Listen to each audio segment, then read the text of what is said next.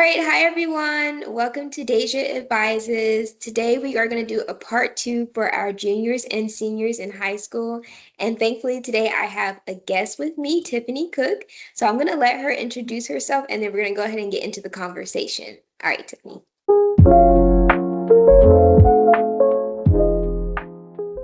Yes, hi everyone. Again, my name is Tiffany Cook. I have been working with both high school and college students for the last 10 years, I guess. Wow, that makes me feel a little old.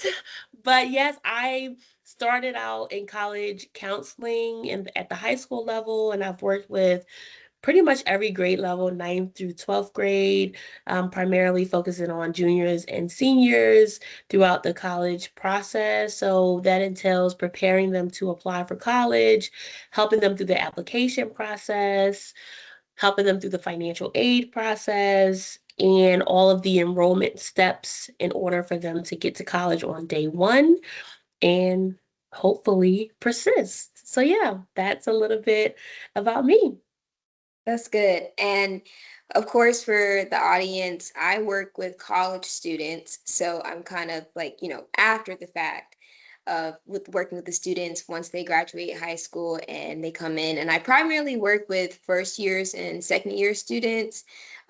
So I did a video before and I was talking about just tips for juniors and seniors. And thankfully, I thought about Tiffany and I was like, oh my gosh, but she's actually doing the work, you know what I mean? So I was like, I've got to, just have a conversation with her in general. I wanted to have a conversation with her as someone who's also working in the education field. So my first question for you, I want to know, like, what are the trends that you're seeing now with the high school students? Trends, lots of trends. I did not mention earlier, so yes, I've worked with the high school students, but my current role, I work with our seniors, helping them transition to college, and also with our alumni at the particular high school that I'm at. So I kind of do both. I'm on both Mhm. sides of the fence. But some of the trends that I've been seeing just over the last several years doing this, one I would say the first thing is student advocacy. So Mm. students not really knowing how to advocate for themselves in the college application process. So I am at a college prep charter school in Henderson, North Carolina, and we stress college. We talk about college. It's embedded in the culture of the school. And even in my experiences working at public schools in Texas, students, even our top performing students, they are nervous in a Mm. way, and they can be really hesitant to put themselves out there. And so I'll give you an example. We are working with the student, and you know, I'm asking them to check the status of their college application, or they're getting ready to apply. I'm like, you should reach out to the admissions officer, introduce yourself. Yeah. This will be a really good opportunity for you to kind of bridge that gap so that when you do apply, they remember you. And we get to the point of writing the email, or even if I have them do a phone call and then they freeze up, Yeah. right? Or it's just those little pieces where I think that this generation of students are Mhm. getting a little bit too much handed to them, and they don't have the skills to go and get the information themselves. Yeah. They want the information basically spoon fed to them. So I'm a big advocate for empowering students to use their voice, pick up the phone. I'll practice with you introducing yourself, but Right. students need to know how to advocate for themselves. So that's number one. Number two, a lot of our students, specifically if you're at a Title I school Mhm. or you're first generation, Right. they they get to college because they have the grades and things to be successful there, but Mhm. they don't know how to persist because they feel like a fish out of water. So a lot of our students are experiencing like imposter syndrome, I don't belong here, or they're not taking advantage of the resources on campus, which is another reason why I wanted to connect with Right. you for other reasons, but they're not taking advantage of those resources on campus. And so when they get to college, or they're not aware of the resources prior to going to college. So when they go, they may kind of fall behind, or they may be doing well academically, but socially they're struggling, right? And so I could literally talk about this forever. Yeah. But those are just some of the biggest things that I'm seeing is that students are not advocating for themselves and not connecting to the resources provided to them on campus to help them Mhm. be successful and to persist. And then in terms of like the high school juniors and seniors, just really not understanding what they want to study before they get to college. And so they're picking majors and they're switching majors, which I'm sure you see all the time as an Right. advisor. They're switching majors and they're not really understanding how the major that they're choosing will connect to their future self. That's so good. Like so many good points, so many good points. But like you said, the student advocacy, like I see that now in my position, where, like you said, students not just advocating for themselves. And it's interesting how you were saying just in the college application process of like, yeah, like, it would be good if they haven't said anything to you, like send that email. If you're nearby, if you can, go to the Mhm. admissions office. Like I'm quick to do a pop-up. Like Yes. I tell Yeah. students that now they'll ask me about financial aid, and I don't, personally work in financial aid, so I But we have see to, them. yes, go ahead. Yeah. Like, and you're right though. It's like giving them like that push and that empowerment of like, this is your educational journey, and there are people put in place to help you, but there's a lot of things that we cannot do for you, and we shouldn't do for you because that's just not life. You know what I Hmm. mean? That's not Hmm. life, and you're not going to be able to grow if you always have somebody doing something for you. And like you said, receiving the handouts. It's like the resources are put in place. Now we just need you to take advantage of them. Yes. So I mean, I feel like I hear that a lot from other people in the education field, like that being a consistent trend of like we have the resources, we're putting in the money and all the other stuff in there, but a lot of times students just not taking advantage of them. And I still don't know why. I still don't Yes. know why. I don't know. I'm like, you're paying this tuition. You need to take advantage of the resources on campus. And I think it goes back to the first generation student. Again, the school that I work at and the schools that I've particularly worked at throughout my career are schools that are typically first generation students, Right. Title One, and they don't have a lot of college experience in general. That's You know, they true. don't have the social capital, if you will, to Yeah. be able to pull from other people in their circle who have been Mm, through this experience. So this is their first time experience in college through the lens of the school who's providing these right. resources. And so that alone, even for our students who really mean well and they decide that they want to go to college, they may not Right. have the best support from home. They may Yes. not have the finances to really feel confident on campus or sustain Right. themselves. So it's just so multi-layered It is. Yeah, for for sure. sure. But I do think that there's more that we could do at the high school level to better Mhm. prepare students for getting out of their comfort zone, because that's a Okay. big one as well. Hmm. Yeah.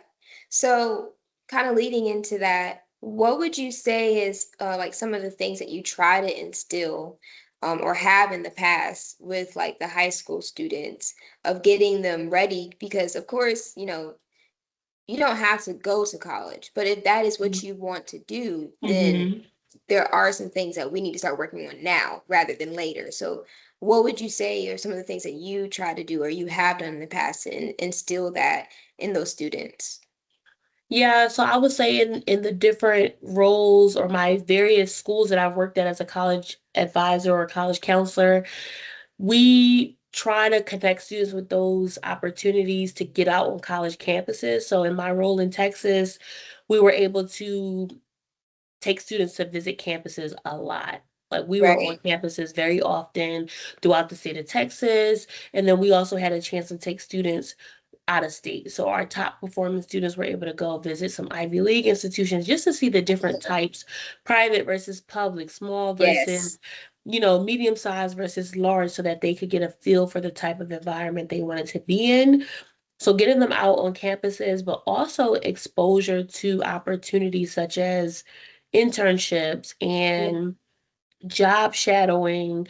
I'm very big on career advising. That's wonderful. Um, the job shadowing, the what is it, internships, and then Yeah. also at the high school age, at the high school level, a lot of these top tier, or we call them tier one institutions, Hmm. specifically for those students, for the students who are high achieving, Right. there are opportunities for them to do.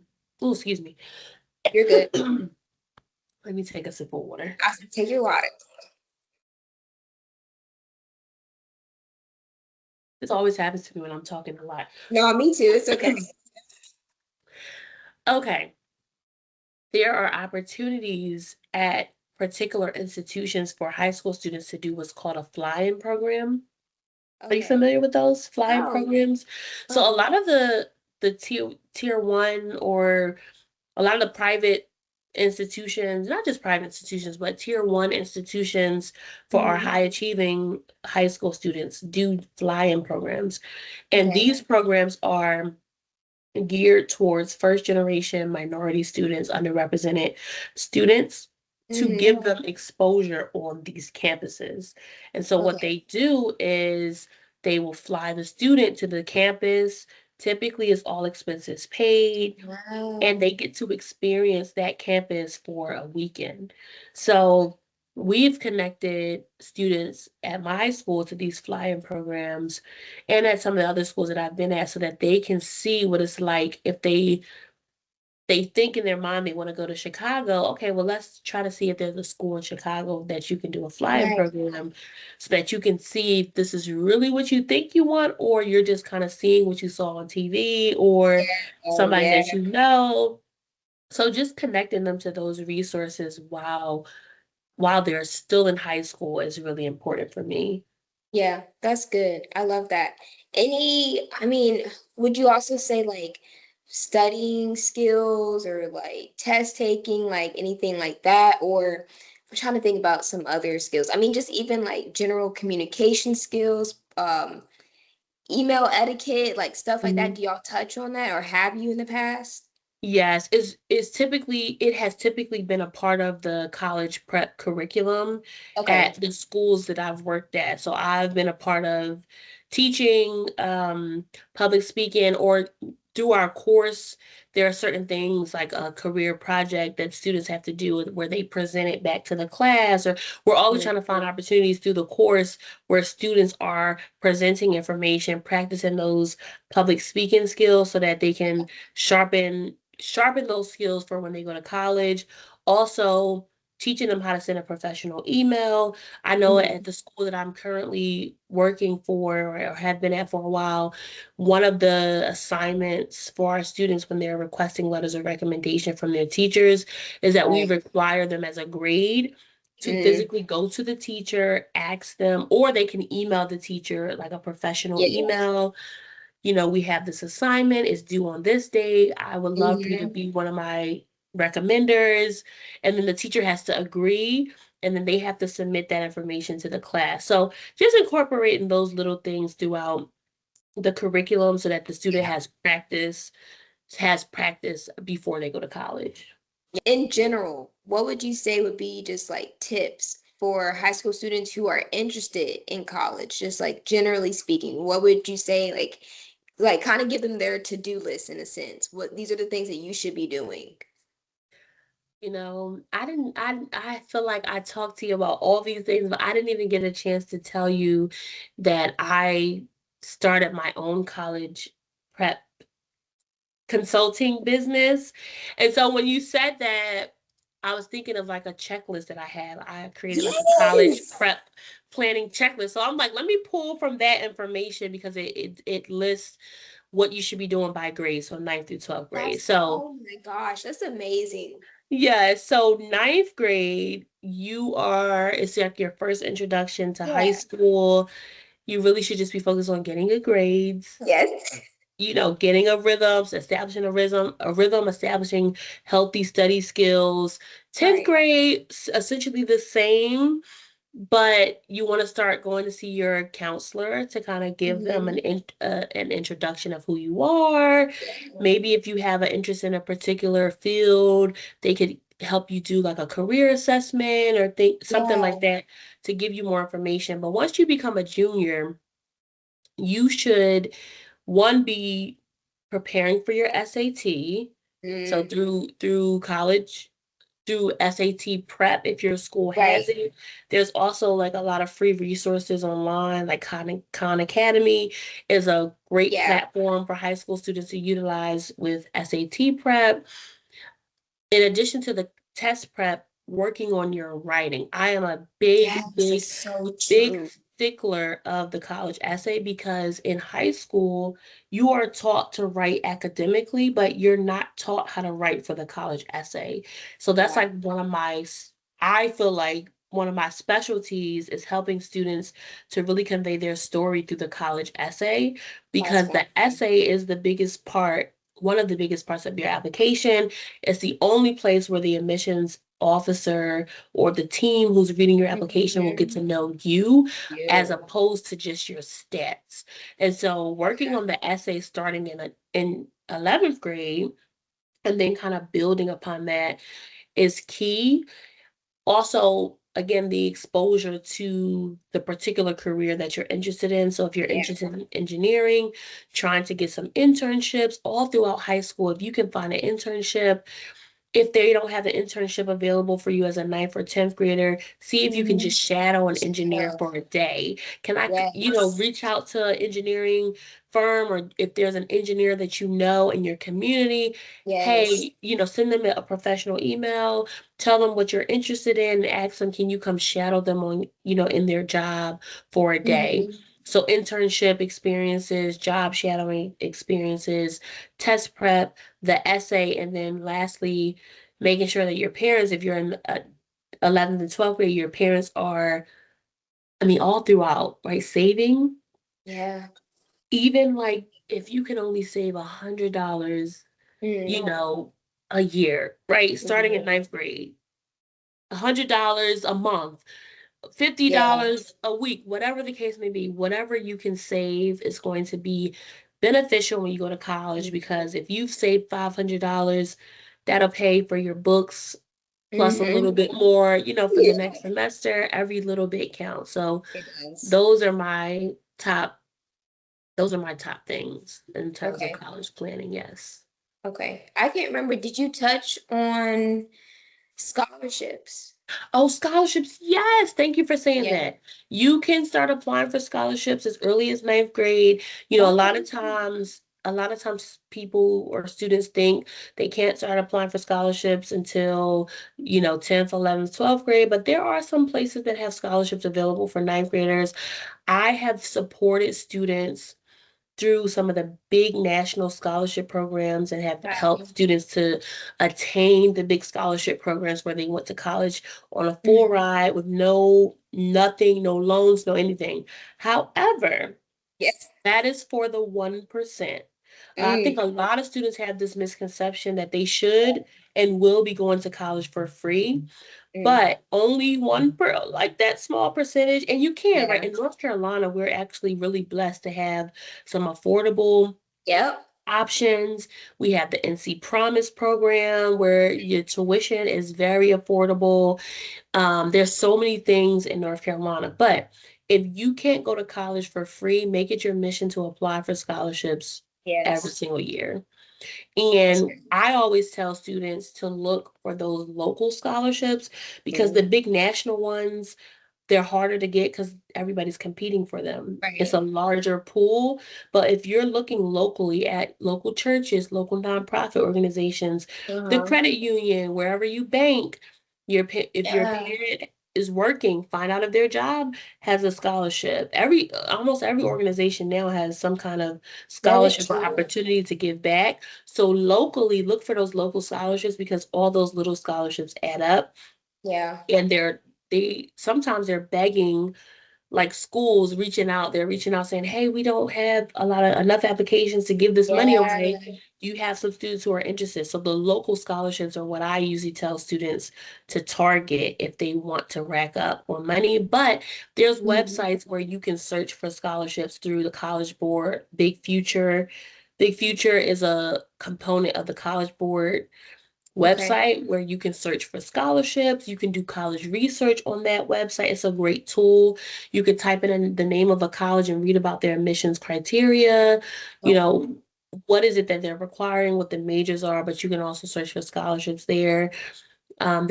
There's lots of scholarship websites, but you want to be mindful to not fall into any scams because there are people out there who are scamming students, meaning Mhm. they're telling you to put your money in before you can apply, or That's if crazy. anything like that, if you come across anything like that, just do not do it.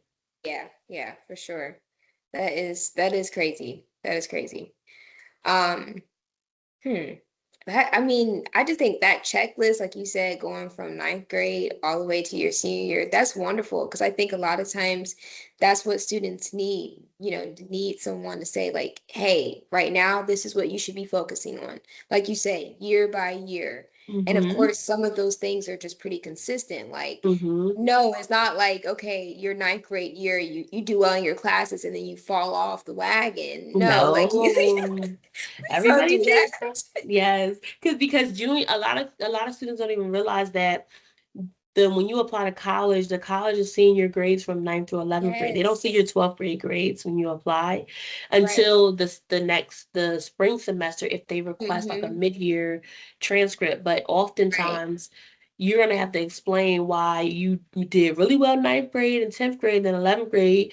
If you had a dip in your application or your grades rather, Yeah. you'll have to explain that in your application. And so there's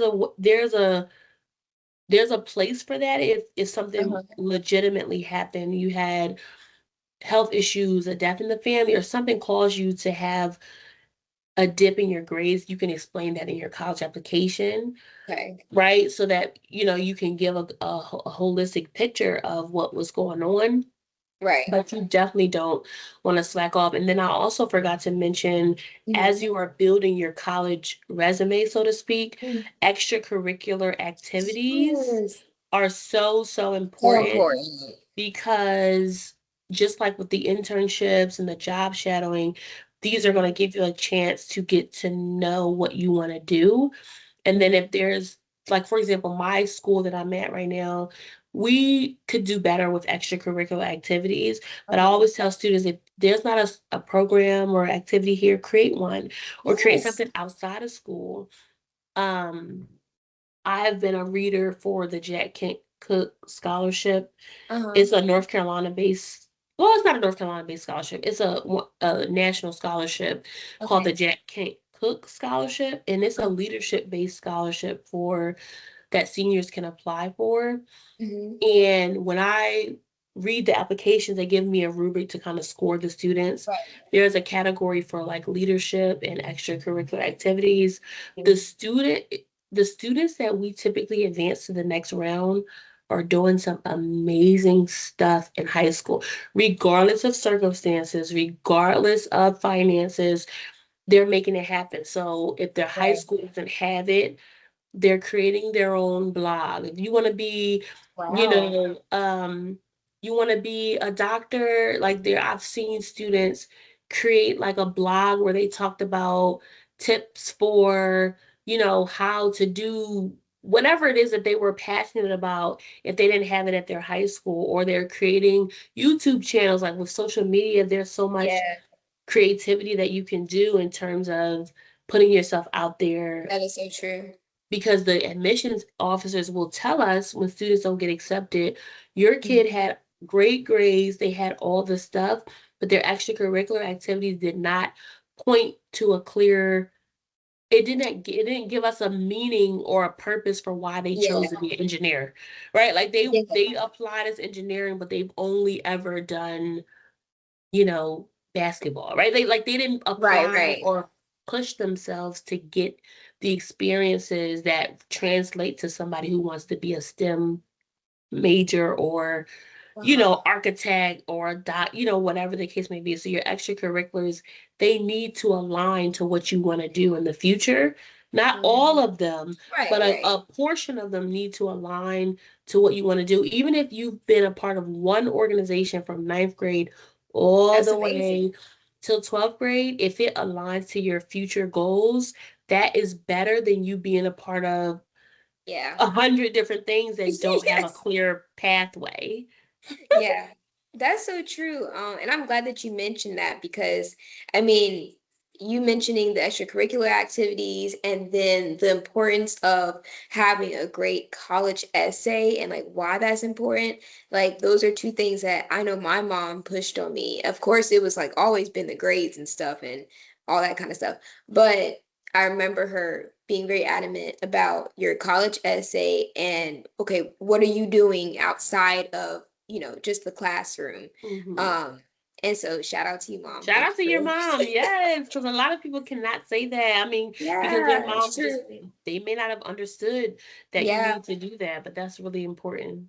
Yeah, and like you said, there's students out there that are first generation. Like no one in their family has gone to college, has, Hmm.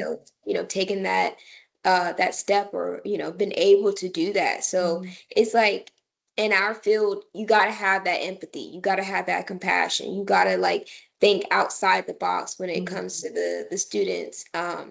On every level, like you said, just like Hmm. every level, pretty much. It's like you don't want to get to the point where it's your senior year or even maybe your junior year Anything, yes. and haven't done anything. So I'm very grateful and thankful for the conversation that, we've had just entirely. Yes, So yes. I'm very grateful that I've learned a lot. Like even like you said, the fly-in, I think you said, Hmm. like Hmm. that's cool. Like that's an Yes. amazing opportunity. And yeah, if you're a high school student watching this, and you have that opportunity to, even if it's not necessarily like the fly-in, but college visits, they are so important. I know for me Yes. personally, I started my mom, that was another thing she did really well on, was making sure that we go ahead and get on these college visits. Hmm. Um, I don't even, we may have started junior year at some point. Hmm. We may Hmm. have.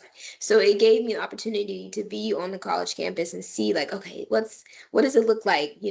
What's the feel of it and everything. And if you have the chance, sometimes there's universities. I know with the university I work at, they have something called like an open house Yep. where if Hmm. you're, a high school student and you just want to come on campus, and sometimes you can even talk to different departments, meaning like academically, if Hmm. you're interested in the nursing school, if you're interested in health and human sciences or business, whatever the case is, you should also focus, of course, on the academics part. Yeah. So that's great. Well, I thank you so much for your time. Yes, thank you And for we'll having me. definitely have to have more conversations in the Yes. future because I just love that. That's so cool to me. Like I said, I learned so much. So thank you, Tiffany. You're welcome.